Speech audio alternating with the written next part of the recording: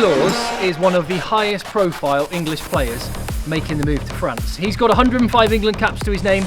He's got 6 British and Irish Lions caps to his name as well. He's done it all and he's starting a new journey. Northampton and England's loss is Brive and France's gain. So we've come to have a chat with him. I'll tell you one thing that Courtney is not going to miss about England is the weather. Thoughts? Hello, sir. How you doing? You alright? I'm very good. How are you? Come on in.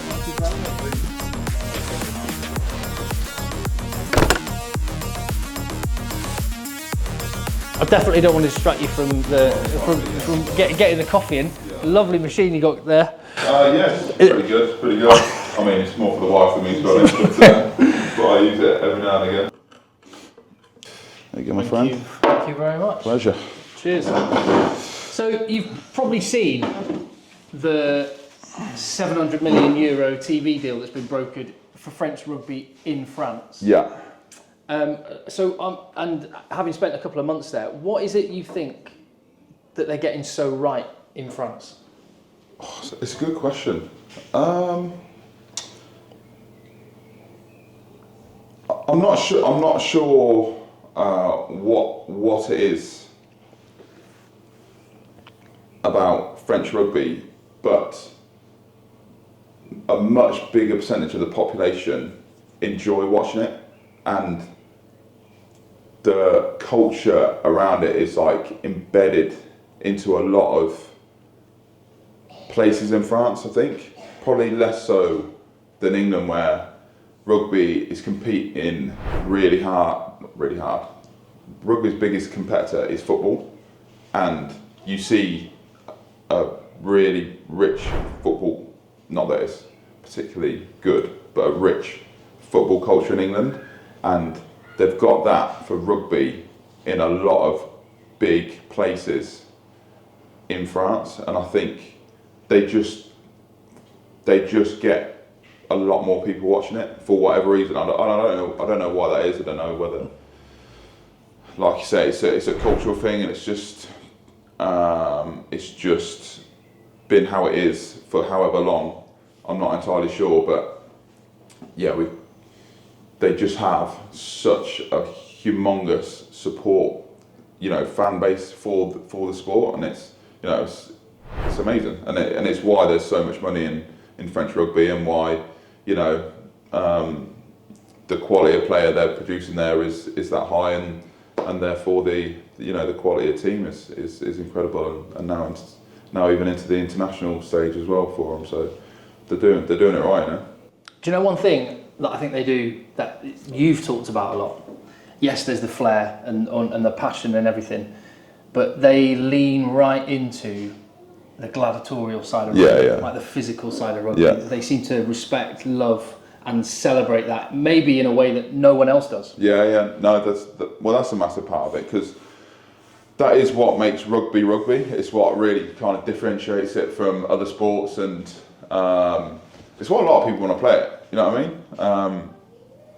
And yeah, like I said, if you lean into that kind of stuff, like if you look at the NFL, how they do the same thing, then you create a product that people want to watch, and that's why people want to watch, isn't it? They want to see that. They want to see that physical side of it. They want to see people compete at the highest level, and in a lot of ways see actually where rugby can be taken, not just on a team level but an individual level. You look at DuPont now and how well he's doing, and the player he is because of the hard work and dedication he's put into it. And people want to see how far athletes can push their bodies, even in team sports like this, where you got 15 players on the pitch, so you wouldn't think one individual can make such a big impact, but they really can. It does feel like, I don't know if you've sensed this, the noises coming out from the Premiership in England are like finally people are listening and taking on what you've been saying. I think so definitely. And we've got no choice at this point, have we? Like we lost 3 teams out of the Prem last season.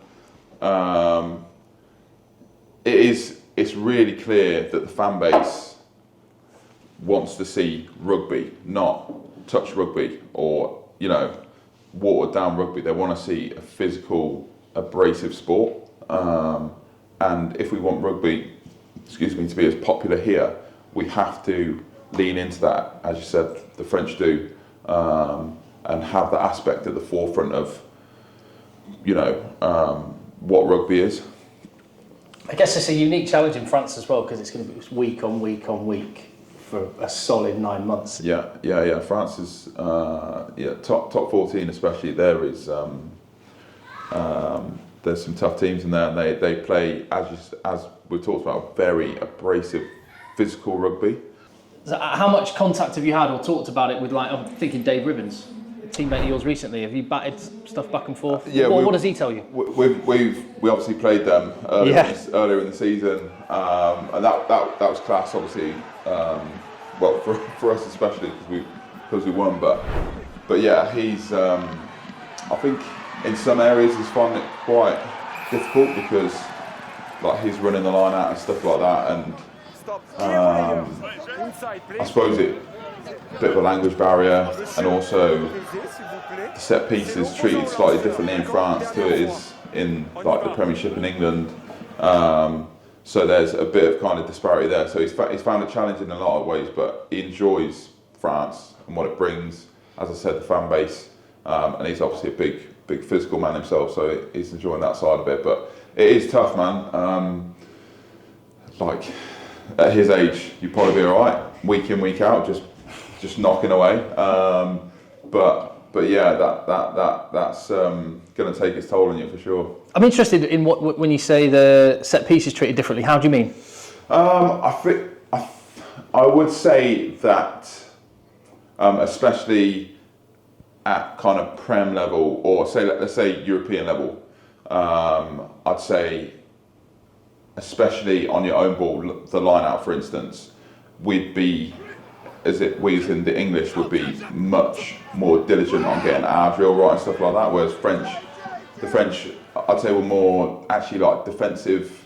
They seem to be a lot better at defence, and probably a bit less organised in attack than we are in the line out.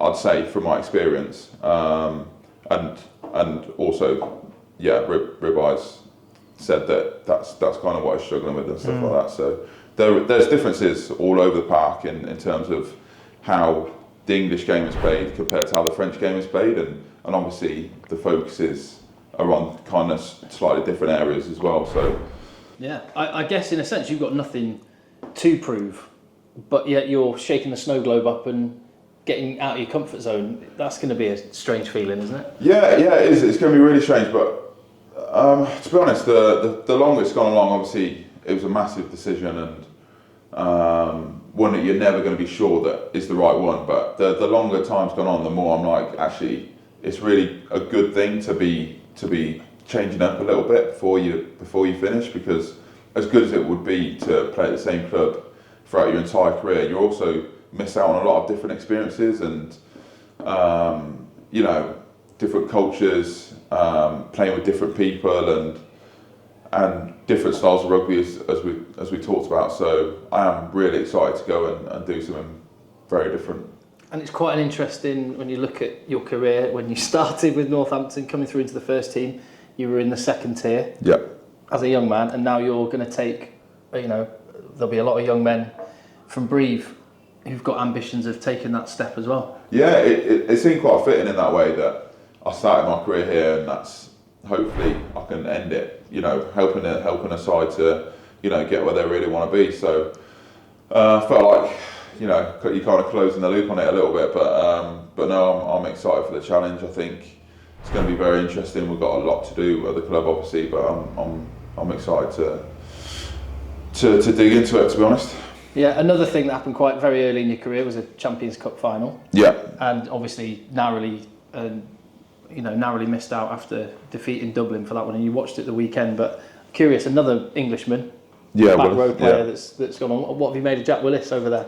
No, he looks like he's loving it. He looks like he's absolutely, enjoying himself so much, and it's great to see, because he's a guy that's been through so much. 2 major knee operations and rehabilitation. So obviously losing his club as well, them going under, and then having to move to France, uproot his life and go somewhere that I can't imagine he would have picked to go to, considering I know how much he wants to play for England. But made the hard choice, and now look at him. And he's playing incredibly well in an incredible team, and it's just fantastic to see him, happy and winning. Do you think he should be able to play for England? I think so. I don't see any reason why we're depriving ourselves of some incredible players, and that's ultimately what we're doing at this point. I understand why why Prem Rugby don't want players going overseas, or the RFU, but ultimately there is still limited spots in top 14. Like, it's not like the entire Premiership is just going to move over there. We're going to lose a few players, and we already have. But I think concentration should be on improving the Premiership, the players in it, and thus the English team. And if you get a good international team, then you will get funding, money coming in. You'll get better players coming through, and you can grow the sport that way. Personally, Courtney, I'd say even more than that. You said it's depriving the national team of players. It's depriving individuals who have a short career that can be ended with one tackle. Yeah. The chance to get the success, whether it's trophies like Jack Willis has done, or whether it's financial, whatever it is, it's depriving those. It feels like a bit of a stick rather than a carrot. That's my perspective on it. I suppose that's a good way of putting it. It doesn't look like a carrot to me, certainly. But I don't know what's going to happen. I don't know what they'll do. I think it's good that the RFU are stepping in and taking some players under the wing. I hope they take a bit more control over the players in that aspect. As I said, I actually think that the English team is quite paramount to how well the sport is in this country. It's a thing that really unifies us, and it's a thing that the vast majority of the country watches. So whatever we can do to improve that, I think we need to do it. If the rules changed, would your mind change on international rugby? No, it wouldn't. The reason I started playing internationally was because I wanted to be here for my family. Yeah. I've been playing for England since I was 20, and that means 10 years. My daughter has had me coming and going, and the twins 6 years. I was just at a point where I didn't want to miss any more of their lives, and ultimately, although I haven't won everything, done everything I necessarily wanted to do as a team or an individual, I've done enough to hang up my boots. I was content with at the very least the effort I put in to the jersey and what I give into it.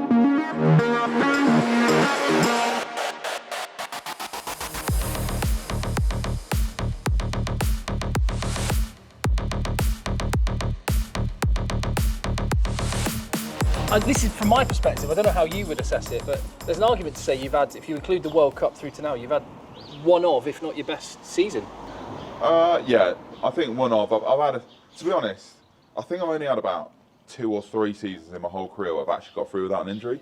And I think that's probably one of my biggest regrets, is that I could never really stay on the pitch long enough to get where I wanted to be. And I've just been, you've always got to be relatively lucky in rugby to not hurt yourself, but I've been lucky this season to actually stay on the pitch and get to play a lot, which is good fun more than anything else.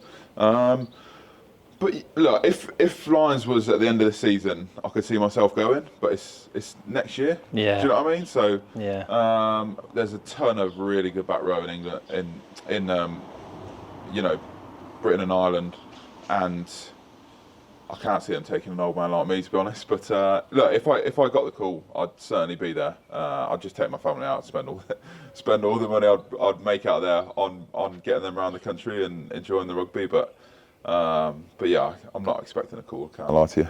A lot of people will be having that same conversation over the next year about your mate Faz, and yeah. I'm curious, because he seems like one of the most misunderstood characters Yeah. ever. So, like, tell us about Owen Farrell.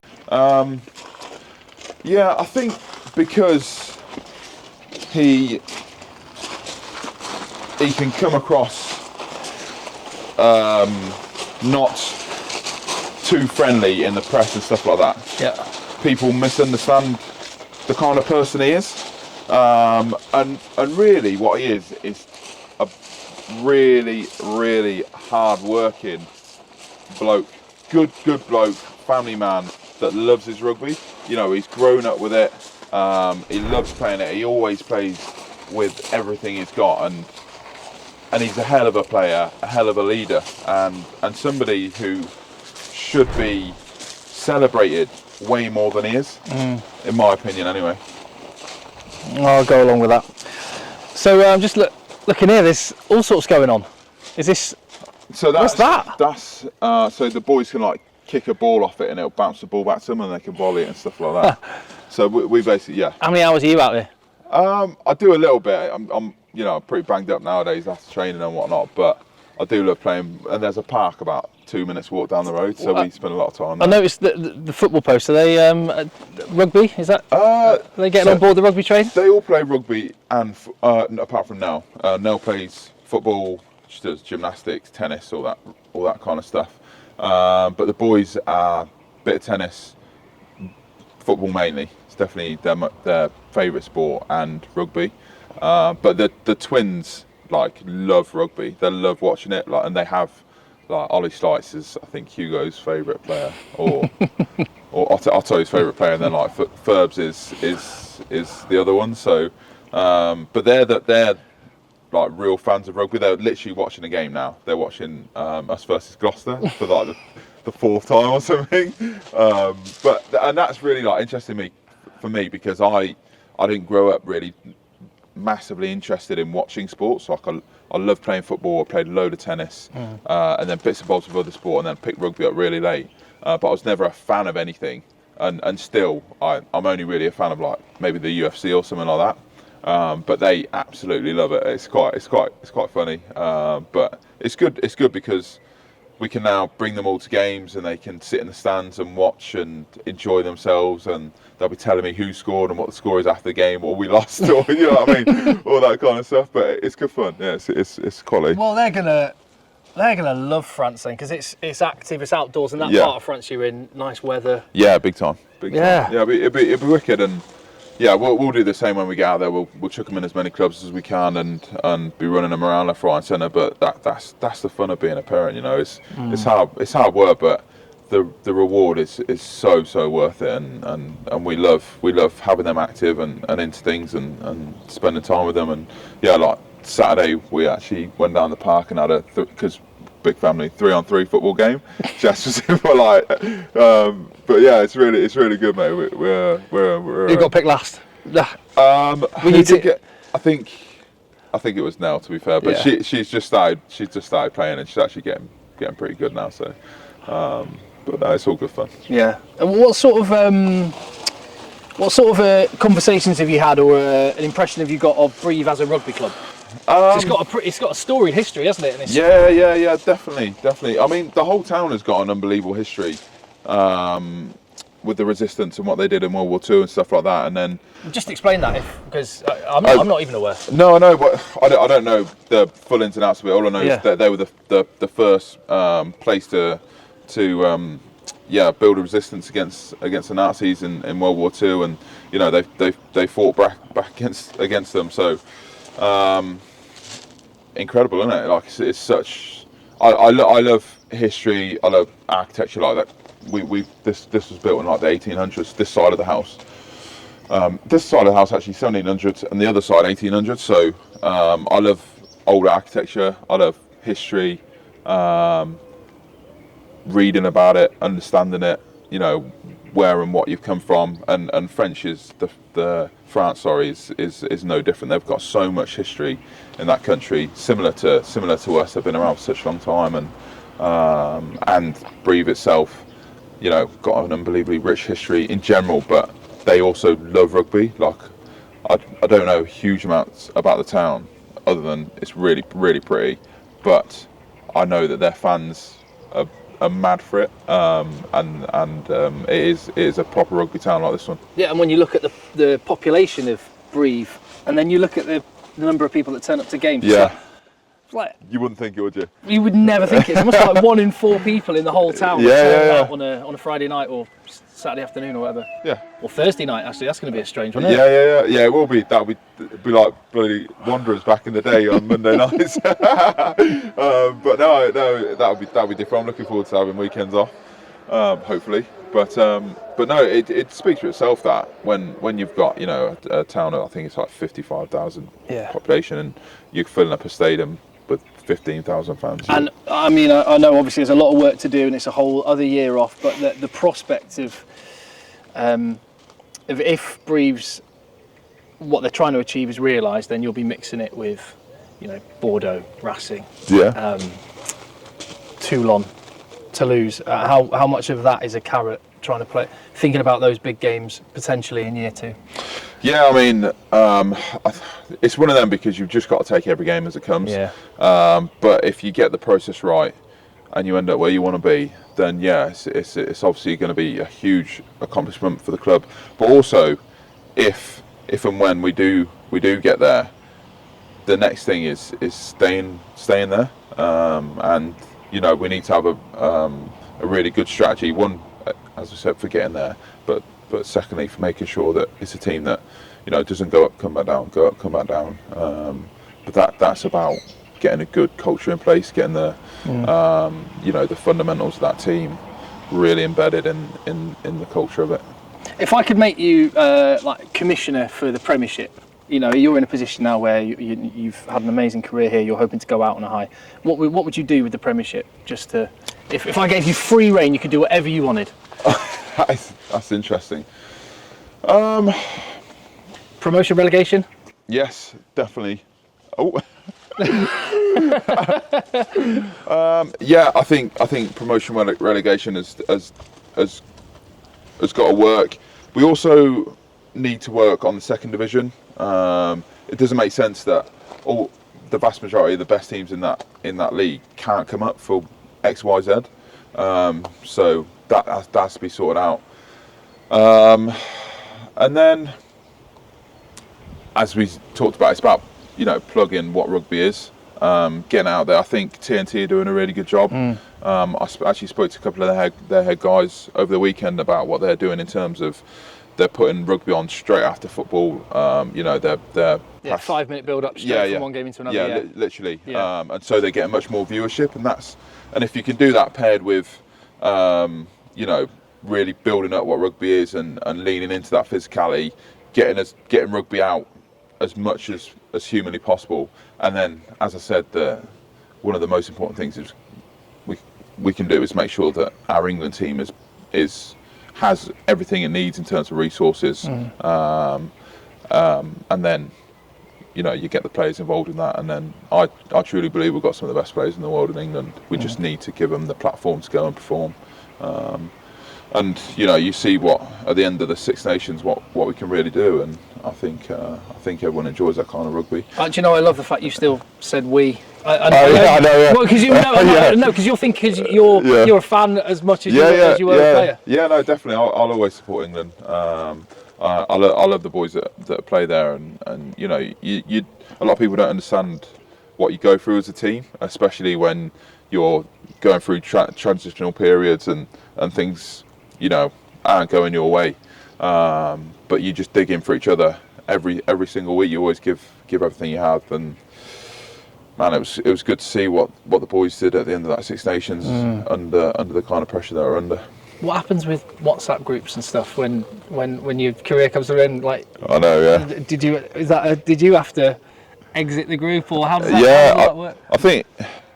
I think you've got to exit yourself. Yeah, you don't want to be booed. that's a Hask thing to do, is be booed. I think he's still in a couple of our groups actually. But no, I left. You bow out, don't you? So, but yeah, man. What can I say? Maybe we get. There's some old, you know, old veteran groups knocking around. Maybe I'll have to join one of them, I think. Well, I hope it's a couple of weeks before you have to do the same with So with the Northampton and bring that chapter to an end. Yeah, it's nuts. But look, you know, I've always understood that we play essentially a game for a living. You know, we're very lucky to do what we do, and although it all seems incredibly important now in the grand scheme of things, you know, your health, your family, your happiness is actually much more important. So I'm going to do what I always do, just go out there, give it everything I've got, you know, run my blood to water, and you know, hope we land on the right side of the scoreboard. Good luck, Courts. Thank you, mate. Appreciate it.